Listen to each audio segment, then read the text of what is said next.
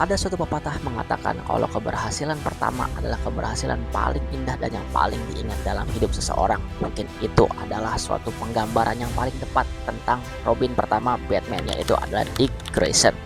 Walaupun sekarang dikenal sebagai Nightwing, menjadi Robin pertama Bruce Wayne dan sekarang sudah menelantarkan ataupun melepaskan mantle Robin dan diteruskan oleh Robin-Robin setelahnya seperti Jason Todd, Tim Drake, dan juga Stephanie Brown, sampai yang terbaru yaitu adalah Damian Wayne. Dick Grayson masih dianggap sebagai Robin yang paling sukses dan yang paling berhasil dididik oleh Bruce Wayne dan menjadi penggambaran kesuksesan terbesar bagi The Dark Knight itu sendiri.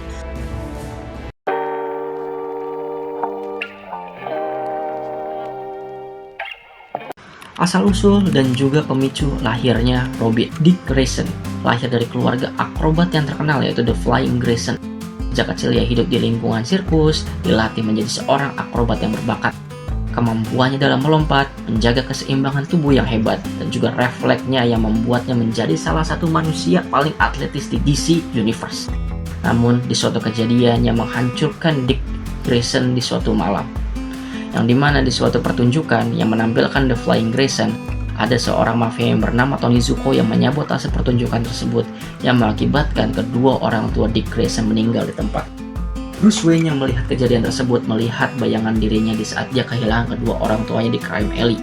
Yang pada waktu itu, Bruce melihat kejadian di mana seorang anak kehilangan dunianya akibat kejahatan orang yang tak bertanggung jawab. Yang berakhir dengan Bruce akhirnya memutuskan untuk mengadopsi Dick Grayson pada waktu itu. Lahirnya Robin. Di saat Bruce Wayne pada akhirnya memutuskan untuk mengadopsi Dick Grayson, waktu demi waktu, Bruce akhirnya melihat di mana Dick Grayson akhirnya jatuh dalam kesedihan, keputusasaan, dan juga di mana ia akhirnya melihat dendam yang sangat mendalam yang ingin Dick Grayson membalaskan kedua orang tuanya. Tapi Bruce tidak ingin Dick akhirnya jatuh dalam kebencian dan juga dibutakan oleh balas dendam. Yang pada akhirnya, Bruce Wayne akhirnya memutuskan untuk melatih Dick Grayson dan membiarkannya untuk mencari kekuatan itu sendiri dan berdiri dengan kakinya sendiri. Dan pada saat itulah Robin lahir. Robin bukan sekedar sidekick Batman. Kehadiran Dick Grayson memberikan sesuatu yang sudah lama hilang dalam kehidupan Bruce Wayne, yaitu adalah kebahagiaan dan juga harapan. Di banyak interpretasi komik, bahkan menunjukkan bahwa Dick Grayson sangat membantu untuk menjaga kemanusiaan Batman terjaga di saat waktu itu. Di setiap malam dia bertarung, di setiap malam dia tergoda untuk mengakibatkan kerusakan yang parah dalam dirinya. Dick Grayson dan Robin lah yang menjadi salah satu penjaga bahwa Batman tetap stabil dan juga tetap di sisinya. Salah satu Robin paling berprestasi, yang dimana di sini kita pasti sudah tahu bahwa Robin paling pertama atau Dick Grayson ini adalah salah satu Robin yang paling memberikan suatu nilai plus terutama pada DC Universe itu sendiri, yang dimana Dick Grayson adalah salah satu karakter pemicu ataupun pencetus organisasi pahlawan muda waktu itu, yaitu Teen Titans. Yang dimana di sini Dick Grayson berperan sebagai pemimpin dari anggota Teen Titans itu sendiri. Sama halnya seperti Batman di Justice League, Robin adalah salah satu superhero yang tidak memiliki superpower, yang pada akhirnya memimpin teman-temannya yang memiliki superpower di atas kekuatan itu sendiri. Yang disinilah memberikan penggambaran bahwa Robin pun memiliki kekuatan dan juga kepemimpinan yang tidak kalah hebatnya dengan Batman itu sendiri, yang menjadi salah satu bukti bahwa Robin pertama ataupun Dick Grayson adalah keberhasilan Batman yang paling sukses. Meninggalkan bayang-bayang Batman. Salah satu hal yang membuat Dick Grayson begitu istimewa adalah dia tidak selamanya jadi Robin.